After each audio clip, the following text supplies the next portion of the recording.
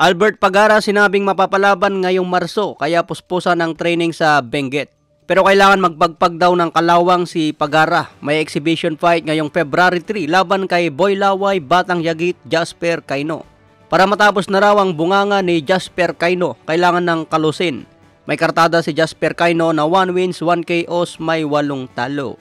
Ito ang malakas mag-trash talk sa Battle of YouTuber. Hinahamon dati si Albert Pagara pero hindi natuloy ang laban.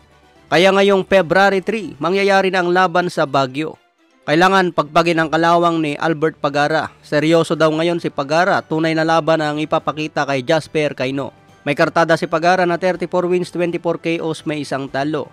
Kaya abangan po natin ang muling pagpabalik ni Pagara. Maraming salamat sa Panginoon at kakatapos ko lang nagtitraining dito sa Benguet. At marami akong nakita sa sa video ni Boy Laway na sobrang grabe.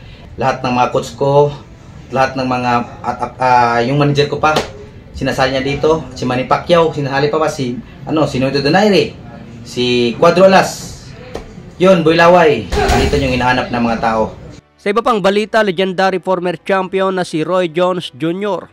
May prediksyon sa bakbakan ni Devin Haney versus Tank Davis.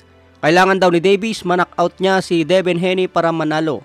Kung hindi raw kayang pabagsakin at i-knockout si Devin Haney, siguradong panalo na raw si Haney sa desisyon. Kung puntusan daw kasi hanggang 12 rounds, mas nakakalamang si Haney.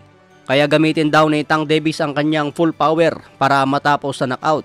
Kung makipag-outbox umano si Tank Davis, siguradong panalo si Haney dahil mas mahaba at mas malaki. Pero duda pa rin si Roy Jones Jr. Mahirap daw may kasang laban na yan. Malaking pera daw ang kailangan para pumayag si Tank Davis. May lumabas kasi na balita mga tol na balak gawin ang laban na yan sa Saudi Arabia.